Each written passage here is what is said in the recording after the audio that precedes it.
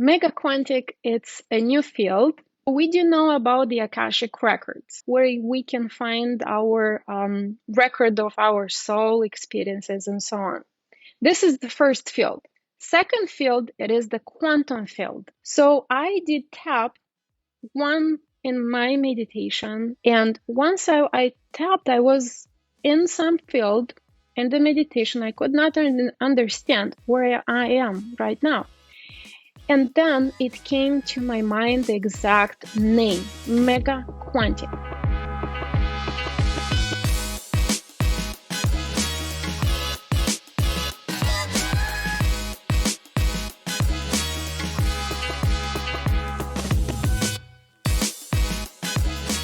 Welcome to the Awaken Magazine podcast, where we feature inspiring leaders who are helping our world awaken to love.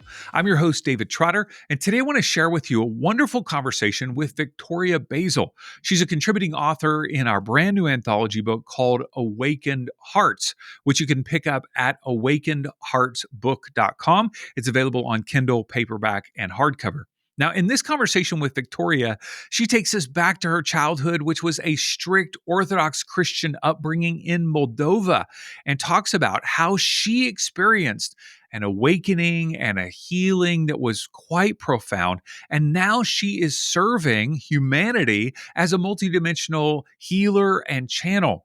One of the things that she describes is her very unique intuitive ability to read or scan the bodies of her clients, literally going inside of one's organs to see if there might be some sort of energetic blockage or medical issue that she might be able to bring insight to or healing. And in the process, she's accessing what she calls the Mega Quantic Field. Really inspiring conversation. Cannot wait for you to hear her story and how she has experienced transformation in her life and how she's now serving other people.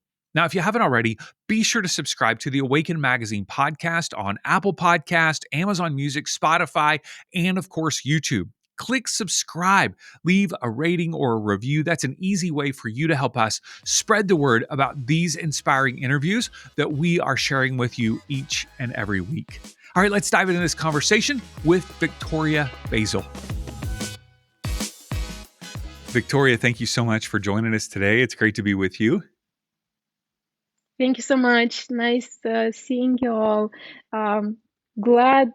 My pleasure to meet you, David. Thank you so much for having me today. It's an honor, and I do feel very much your amazing energy and everything you do for us, for every person that meets with you. I feel that is a big purpose behind that, what you're doing. So thank you so much. And thank you everyone for being here with us. Yeah. Thank you very much for the compliment and for resonating with that. Of course, that's what I feel. Well, in your Awakened Hearts chapter, you talk about your religious upbringing. And so I would love to hear a little bit about where you grew up, the type of environment that was in terms of the faith and religion, and how that perhaps helped you or maybe even limited you in some way in terms of your spiritual development. So tell us about that. I would say that in the same time, it did help me. In the same time, it did restrain me.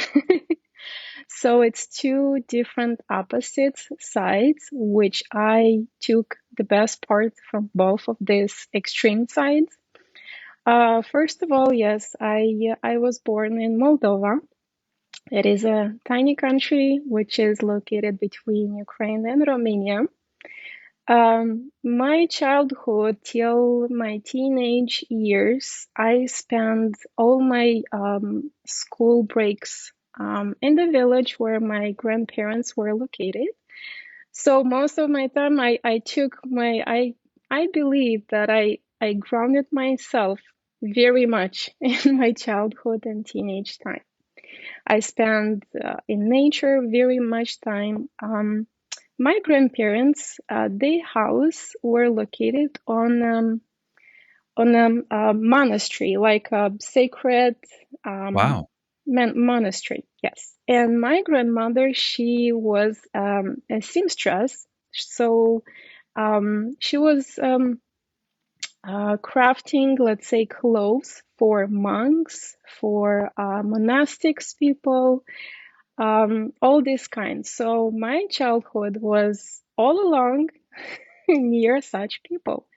And yes, the foundation of, let's say, all my childhood, it was based on a faith, on Christianity, and to be more specific, Orthodox. Yes, it was very strict, even though even my family, the way how I was raised, it was like strictly like parents, kids, no friendship, at least in my family. So, of course, that time was, I hate that time, but I understood now, being as an adult, I understood that that was the best foundation that could parents or grandparents to like sit that at the foundation of my entire experience in this life. Mm-hmm. So yes, like I was going to the church Sunday, near pastors, near priests, all these monks, and now I'm holding so much gratitude for that, because I don't think I'm gonna experience that ever again. Mm-hmm. But in the same time, if to take my, if to be in that old version of me, I took as God is just punishing me, like why I cannot be to enjoy my childhood, to just relax and to have as other kids are having their time, not to work, not to help, which in my case, I was working hard even on my school breaks. Mm-hmm. Um, and of course, a lot of questions arise, because even though I was a child, I could not understand how all the souls, it's either going to hell or to heaven.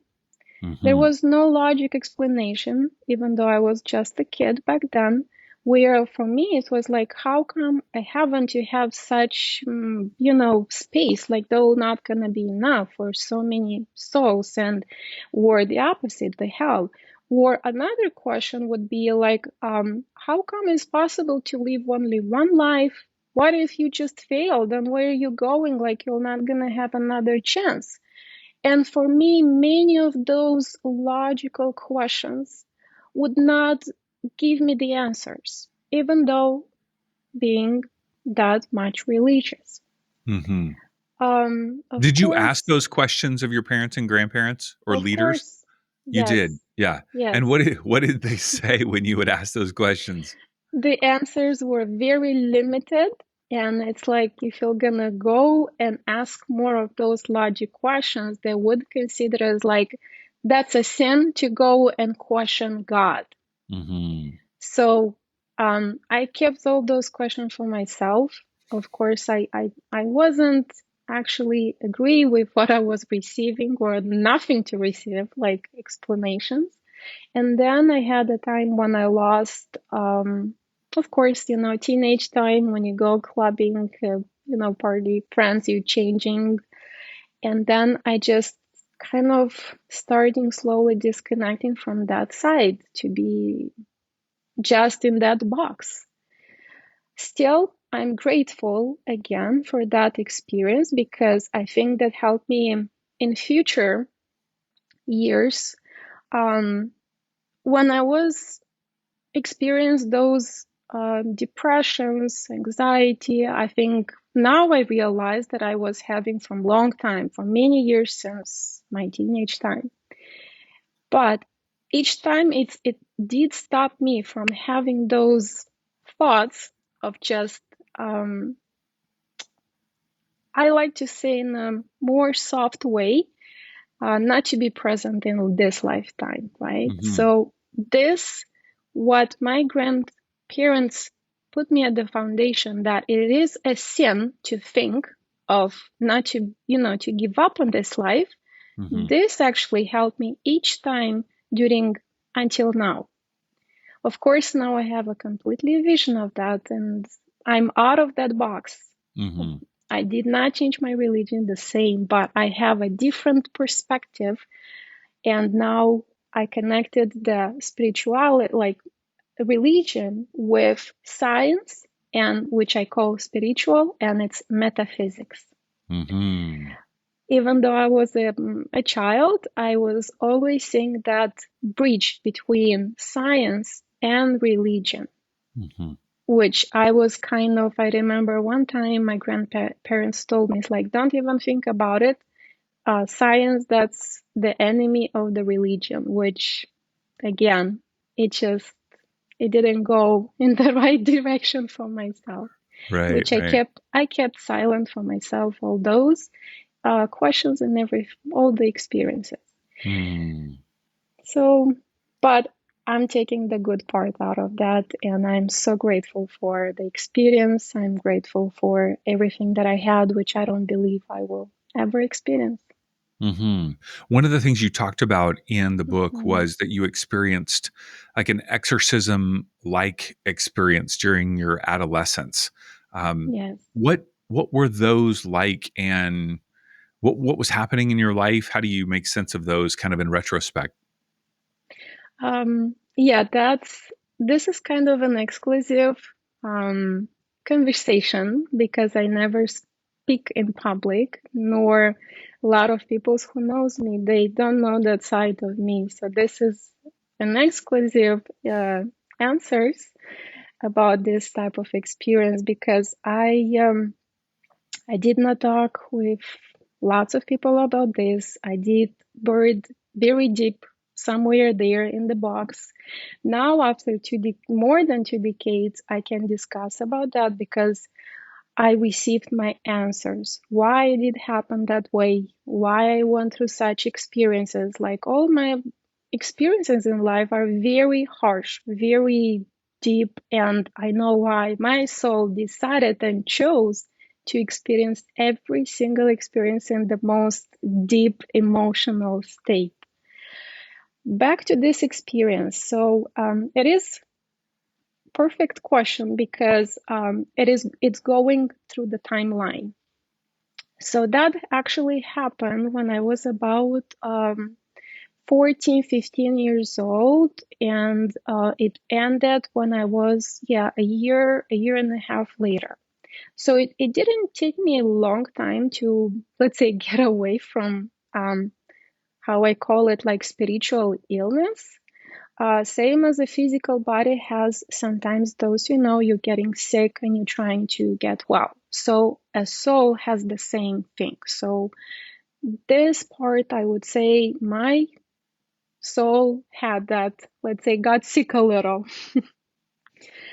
Um, Now I'm very positive about this. I can talk easily and I can even laugh about that experience. But back then it was not funny at all.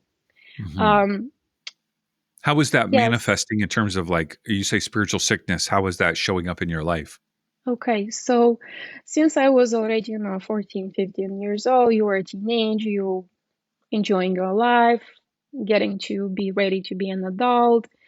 And then that was summer, and I was at my grandparents' house in the village. Something out of nowhere, I received that feeling. Like all my life, I'm getting those messages. Now I know from where. Back then, I didn't know what's going on with me. So out of sudden, I decided to go on tour to Ukraine, to the Pochaev monastery. It is a very sacred place, and I just out of the sudden I called the one company I felt to go, and believe it or not, there was only one spot available. I get into to that bus. I didn't have money. I found the money. Somehow it's just miracle. Everything was aligning into just to go to that place. And then that's the place where I found out that actually this is what was going on with me. And the symptoms are not the best feeling. the possession that I experienced, that it was very heavy, I would say. Lots of memories from that a year to a year and a half until everything was gone. Sometimes I could not remember anything, because when this happens, your physical body is just being taken over, right? And from back then, I was speaking completely, sometimes like out of random. I could speak different language, which no one would understand. And I had one time when a priest had a case, similar case, met a person who was talking the same language. And he actually was telling that my mom, because I do not remember that, was telling my mom that that's a light, now we call light language, right? But that was a light language, but lower frequencies. So let's say I didn't know that is light language, that it's non-existent that time, especially back then. So I I was going like almost every weekend to different sacred churches, monasteries, and in the end I found a priest. He did help me very much, but how? I was fasting. I stopped eating meat, and yes, I was 8 years pescatarian. It's not that I chose; it just came randomly. And one day, it happened that I got away from that, which not the best experience.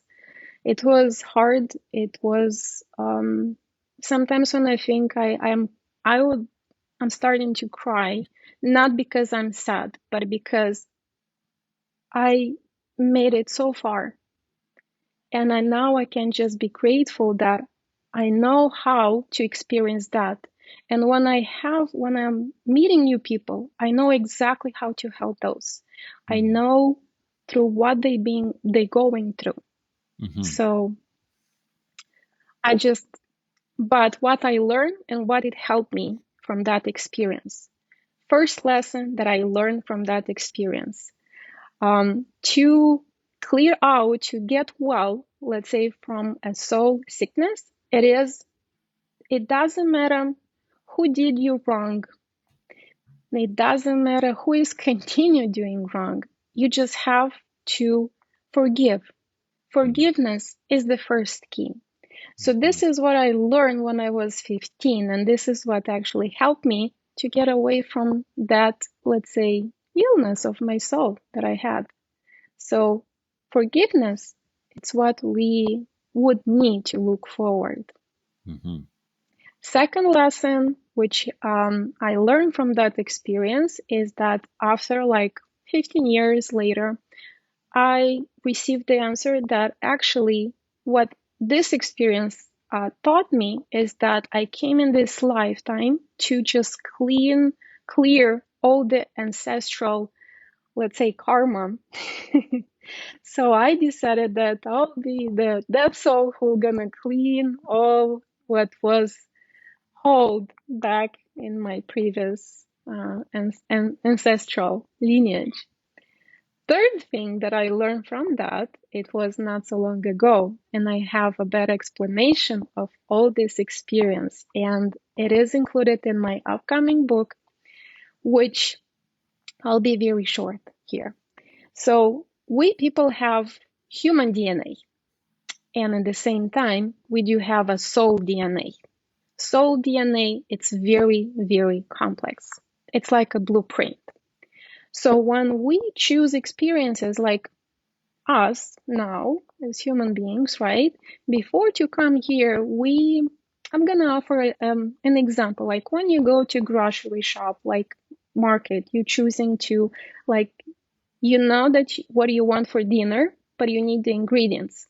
The same thing when we come to this lifetime, we choose the ingredients of our soul DNA combined with our human DNA. So we are the ones who choose those. So to be able for me in this lifetime to have this experience is because in my blueprint, I didn't have enough of those experiences for me to be able to go through. So not having on the soul experience and DNA, I came here as a human DNA and I got those experiences for me to get through, because our planet has few requirements to be to experience this lifetime. And regarding these requirements, you have to fill in somehow those gaps, like, so this is actually the third that I found out more deep, which more details it could be found in my upcoming book about this. Mm-hmm. Yeah, so it Wonderful. is. Wow. Thank you Mhm, so much for sharing that. What a of course. process that you've been. I think that first lesson that you talked about, the first stage is forgiveness. Yes. I have learned that with other individuals who have been doing that type of work as well. One of the things that you mention in your book is the use of alcohol to cope with emotional pain over the course of, perhaps an earlier time in your life. And you actually connect the use of alcohol to your spiritual gifts beginning to awaken. And oftentimes people talk about alcohol deadening our intuition or deadening our spiritual gifts. But in your case, you talked about that it actually helped you awaken. I think we're all going to go out and get drunk today or something to awaken our No, intuition. But tell no, me, not at all. how did that play out for you? Because that sounds very unique.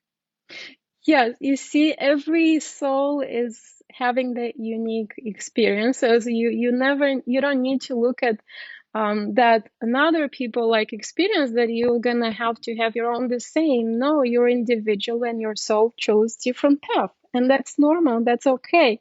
And this is what we have to honor, actually, our own path, because it's beautiful and it's different. So yes, actually with the alcohol, of course, it's not that I was having this issue.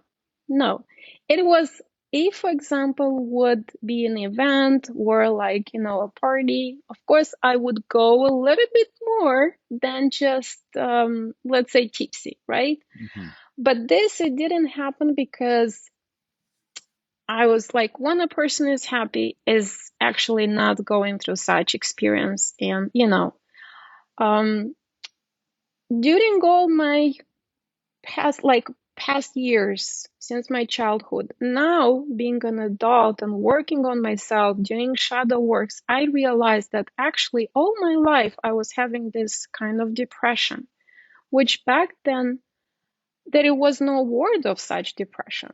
You just keep moving and that's it. So then I realized that I had lots of traumas, lots of them.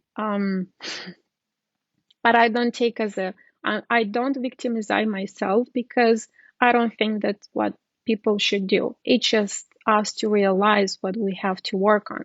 Mhm. And over the years, which I started experience that I was not happy inside of me, big time. And the more I was going, all these gifts actually they were already with me. Some of the gifts, like I would say there is a difference between abilities, gifts, and any other, let's say, bonuses that we're getting. It's a everything is different. So that's information. This information I included in my upcoming book as well. The differences. So I would say that I always had this abilities open, but I didn't know that they are abilities. I thought that I am, kind of black sheep in my in my family, and that strange person who sees, feels, and cannot explain. Um, but I never knew that they are abilities. I thought that I was cursed for some reason. Mm. And then I started, drinking when I was having opportunity. That was related to many situations. One of those was that I found myself that I would like to be a mom. Didn't happen. Um, and of course, I was diving and drowning and numbing my emotions, my feelings. And then One day I had an experience. I went to some of my friend's house, and I was a little bit over than tipsy, and I saw a picture. And I took that picture, and just by intuition, I took the picture and I put my palm over it.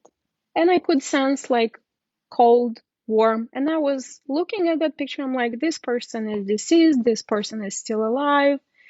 And then that friend, she was looking at me with open eyes, open mouth, shocked. How do Mm. you know? And I was laughing. I don't know. And then I was experiencing more of such, like some channels would open more. I would tap into something that I could not explain, but in the same time, I knew that this is not the right way of like tapping into it, such information. And this is how I start, like how I can get to the same result, but without consuming any alcohol. Mm-hmm. So all these questions, it brought me here today, which now I don't eat any meat. I'm like zero alcohol. It's been since 2021, and I'm feeling the most happy person alive from all my lifetime that I'm as Victoria. Beautiful. Amazing. Yes. I want to read a few sentences from your chapter that I found very inspiring. You Mhm. write, every obstacle or difficulty you encounter in this life is a blessing, no matter how unfair or painful it may seem. In the beginning, there was darkness, but if I hadn't perceived the darkness, I couldn't have accepted the presence of light, just as light cannot understand darkness without crossing through it. So Yes. if someone is feeling surrounded by obstacles in their life, how can they somehow see it as a blessing in the moment? I will not gonna lie, I'm gonna be very sincere here. In that moment, the person cannot see as a blessing.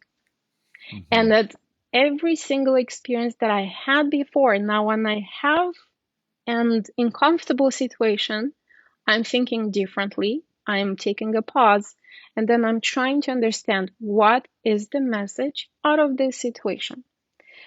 Before, I could not think that way. Mhm. And I will give a very simple example, which it just, I don't remember who exactly told me, but it just, I kept in my memory. Just take, for example, a homeless person, right? It's cold, he doesn't have what to eat, what to dress. I mean, the only one thing, if you're gonna approach such person and you're gonna start talking about God, about source, about creator, about, working shadow works to do and all this information, that person will not gonna even hear you, Mhm. will not gonna understand what you're saying, even though you're speaking the same language. For that person to get to the point to understand you, you have first of all to feed that person, to let that person take a shower, to clean everything what has on the at that moment, to give a safe place, warm. So after that, you can start talking about that experience and explaining why he's going through such experience. The Mhm. same thing, like every one of us, if you're going through a hard situation where you cannot understand what's the meaning behind what you have to understand, what you have to learn, just take a pause. The best exercise it is to breathe, to do like a breath workout. You could do for 10-20 minutes. Just pause. Don't take actions. Don't overthink. Don't try to do anything that is in a rush. Mhm. The first best exercise just to pause. Then after, you can just start question yourself, what is the message from this situation, what I have to learn. Don't go outside of yourself, because everything that is happening outside of you, like people, situation, enemies, everything that is outside of you, it's actually your own mirror of your inside world.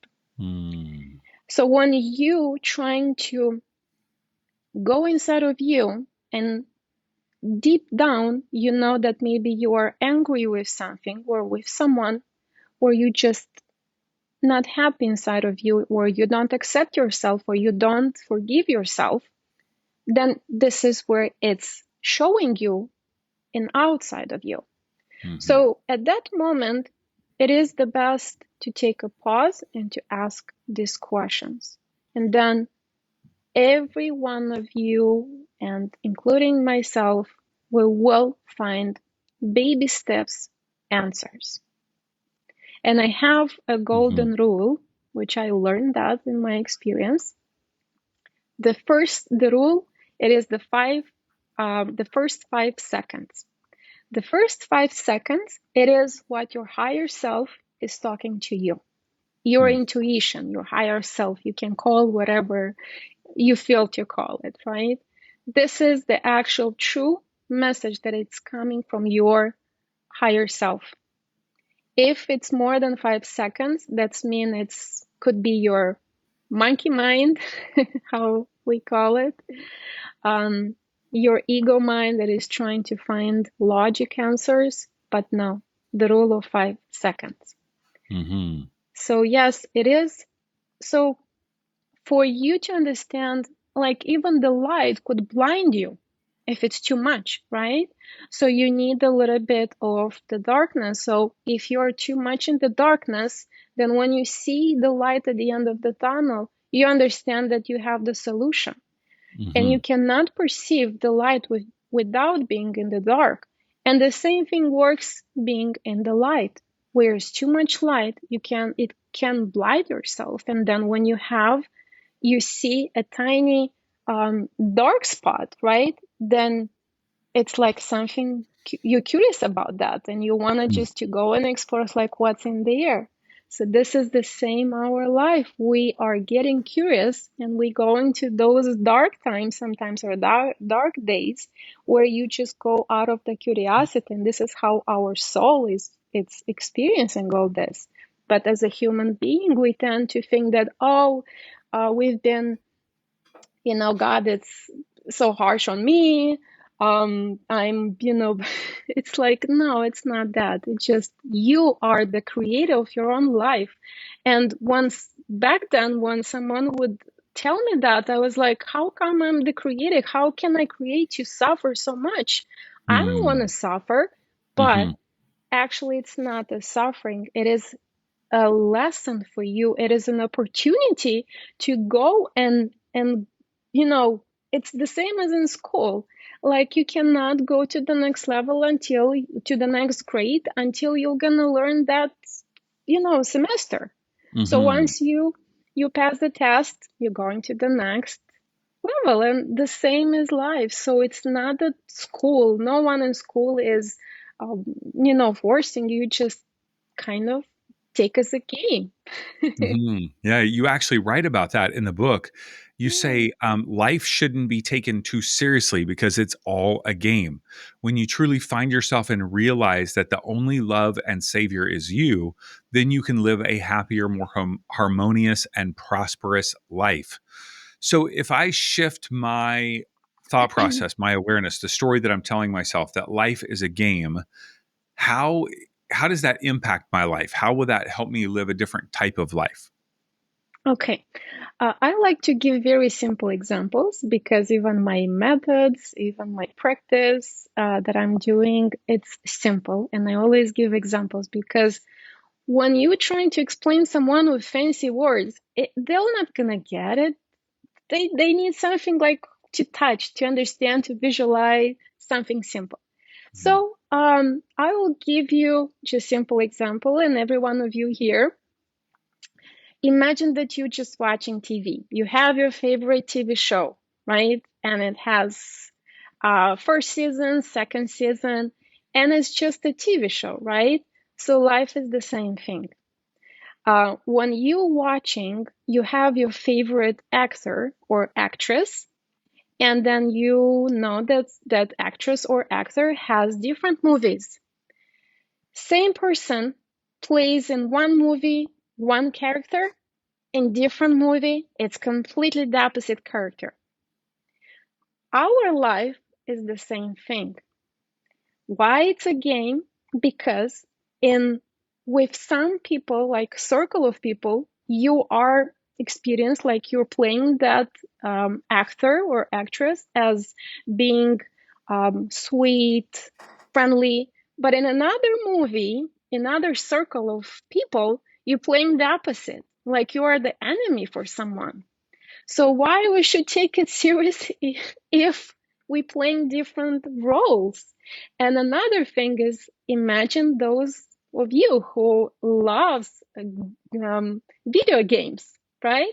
So when you play video games, you choose your character to look the way how you like, and once you completed the level, you just go to the next level. So it's a game, the same life it is. So don't take it serious, because once you are taking life serious, where those events, those painful events, where, for example, someone was not fair with you, or the situation where it's there's different cases, don't take it seriously. Just move on. Why? Sometimes when you have um, let's say less friendly experience with someone, is not because of you.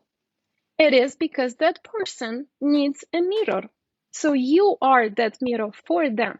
So don't take it personally, don't take it seriously, because you might be the person who the other person just needs you to be as as a space for them to learn their own lessons. And Hmm. this is why don't take it seriously. Hmm. So when you meet someone, and let's say Mhm. you're on an airplane or you're on a transit bus somewhere, I don't know, on vacation, they go, Victoria, what do you do? Like, I don't understand. Like, what do you do? Like, how would you describe to them how you help people? That's a question that sometimes it's not difficult to answer, but because of my very multidimensional personality, like even as a Victoria human here, I'm not talking about my soul, it's like even more complex. Because I love life. I really love life, and I like to enjoy every different experiences. Um, so if to take from that side, I like to enjoy hiking, nature. I like to try, something new, like to jump, like to do parachute, tandem jumps, scuba diving. Like I'm trying in life. I have like a motto of my life. Doesn't matter how much you're scared, try once. If you like it, you'll do it. If you don't like it, just thank you, but no thank you. And I'm so different, like from different perspective. I love to read, to dive into different type of knowledge, um, from accounting, from law, from spirituality, science, biology, all these kinds. It just amaze me. So I'm always diving into different fields for me to get knowledge, because Hmm. that's how I am itself. Um, so But I'm sorry, a little if bit somebody's lost. if somebody's asking you, what do you do? How do you help Yes. people? Like, what would you tell? How would you describe what you do? So how I do help people? First of all, sometimes um, just my presence, by not doing nothing, it helps them. And back then, when I found out in one of the readings for myself when I was doing shadow work, a guide told me, the guide reader told me that your ability is just to be present. Your energy, it is just to be present. And back then, I could not understand how come not doing anything, how come I need to show people what I'm doing. And by being present, I've noticed that helps a lot other people. The way how I present myself, it is that actually my ability, it is I can scan a physical body, a human physical body, and I can see through all, like DNA, blood, organs, skin, bones, brain, neurons. It's something unbelievable, and I could not find yet. I didn't find anyone with such ability. So Hmm. it's more than X-ray, CAT scan, MRI vision. How long does this take, and what are you looking for? Um, it's usually like I spend about 2 hours with people in my sessions. So I am tapping directly into the physical body. So I can even see if the organ it is removed from the body. I can sense right away. Um, I do have cases where like people are like, my last case was a person had like has cancer and had chemo, and I like my request for every session, do not share any information. I don't need Mhm. any details. So then, as it was, unfortunately, I discovered that exactly the cause of that issue. So it's medical records, not just by tapping and general speaking about that. No, I'm going deeply. Even with my consciousness, I can go into the person organ. I can be inside, and I can tell exactly what it's happening inside of that organ, or heart, or thyroid, or brain. It took me 2 years and a half until I accept that's actually what I meant to do, because I got a little bit overwhelmed and I could not believe that such thing could be real. So it took me 2 years and a half until I said, okay, I'll do it. I'll help people. And so people come Um, to you, are they suffering from some sort of mystery illness or something, and they're looking to get some insight? Is that generally the issue? Um, I I do have clients from different backgrounds who has current issues, who had issues. I would like to check on that, or they would like just to know to see if anything. So I have from all this Hmm. mixed. Hmm. Hmm. Amazing. Wow. And Yes, then you also do a type of reading called a Mega Quantic reading, which is yes. something that you have personally developed. How does that differ from other energy healing modalities, and how does this help people? Mega Thank you. Quantic. Yes, Mega Quantic. It's a new field. Um, for now, and like humanity doesn't know of such field, and it's something new. So how I did discover that field, it is, so I'm gonna be very simple here for all of you and for you, David. So we do know about the Akashic records, right? That's a library that maybe you've heard about it, where we can find our record of our soul experiences and so on. This is the first field, the most close one to our reality. Second field, it is the quantum field, which most of us we're already aware of what's quantum.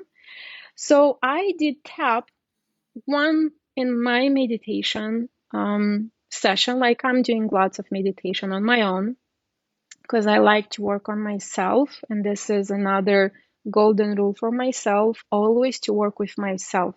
So I'll be able to serve more people and to be more clean, neutral, loving based channeler. And once I tapped, I was in some field in the meditation. I could not understand where I am right now. And then it came to my mind the exact name, Mega Quantic. Of course, after I end up that session, I was my logic mind was like, why it's Mega Quantic? Like there is no sense. Like it should be Mega Quantum, as it makes sense from quantum. I went in another time, in another session to get more answers. So Mega Quantic, the end of IC, it is a frequency that is responding for this field. It is the most highest field above Akashic, quantum, and then it comes the Mega Quantic field. For now, it is, of course, in more to discover, and I'm trying to get more answers. But so far as I have the vision, it will be in the future, will be as a new scientifically field, not only energetically, as I tap into, because I do receive lots of formulas, and in my upcoming book will be explained about this mega quantic field, about my experiences, the channeling from them, and the formulas that I'm receiving. So why it is different from quantum? It is the highest, it is on the large scale field where it does not exist any duality. So there is no lower frequency. And how I observed, like how I've noticed that the entities and all these lower frequencies, they appear as a white shape form because they cannot exist in this field.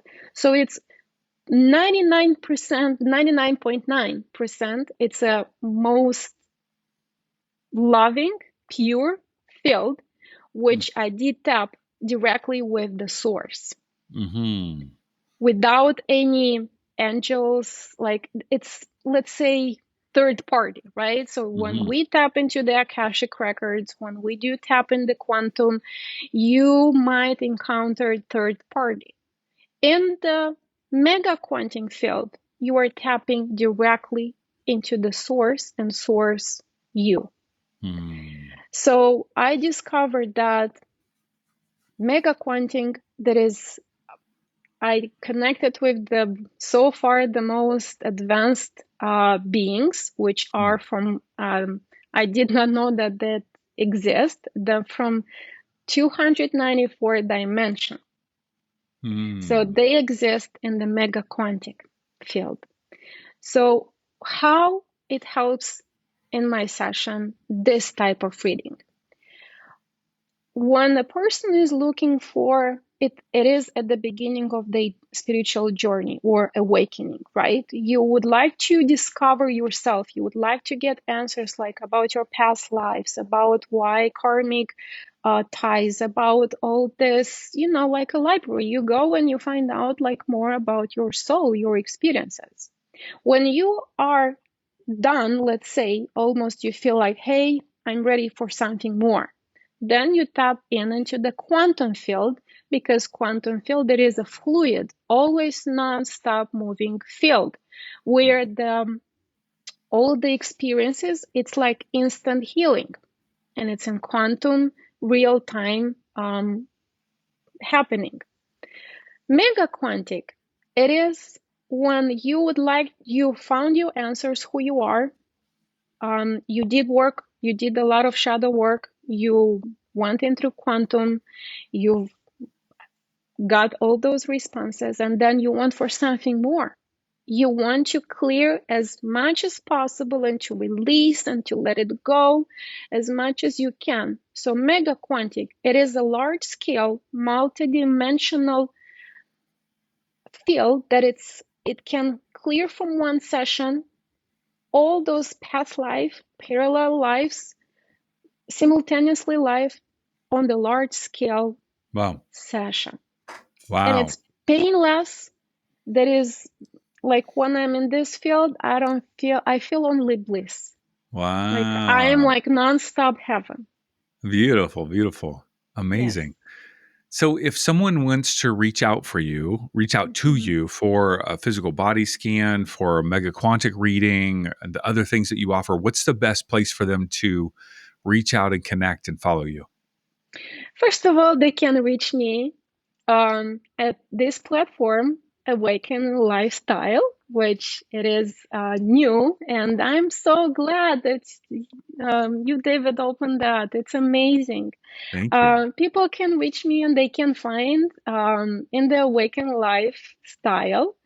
There you can find my website. You can find my Facebook, my Instagram accounts, which everything is in one place.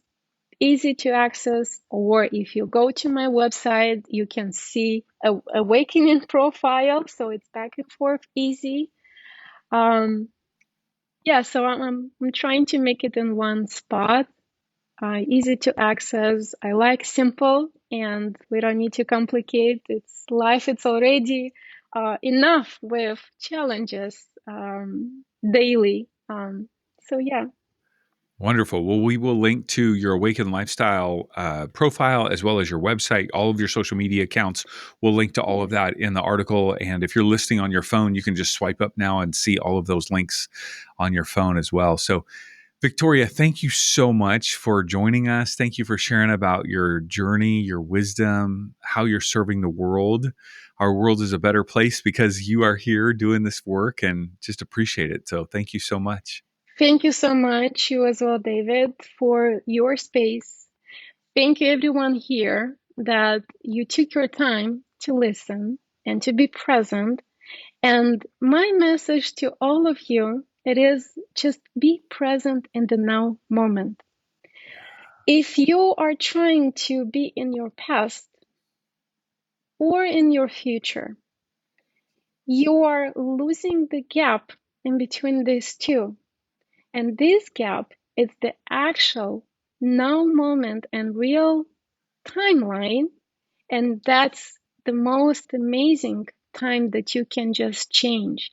And if you fail to change your life for better, just try doing baby steps.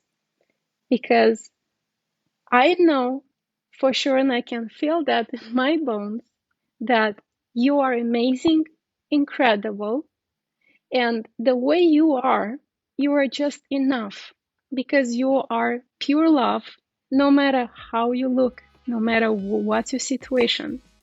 All this, know that you are just loved and you are enough, and stay humbled. I love you all. Thank you so much. I'm sending so much love and light to all of you. Thanks for listening to the Awaken Magazine podcast. If you enjoyed this episode and our other conversations, would you mind taking a moment to leave a 5-star review and maybe even a comment on Spotify or Apple Podcasts? That's one of the ways that you can give back to the show and help us reach more people. And of course, feel free to share the episode with a friend. And if you're not already on our email list, we send out an inspiring email every Monday morning full of articles and interviews. Just head on over to awakenedmagazine.com and click subscribe and join for free. Our hope is that all the resources we share will help our world continue awakening to love.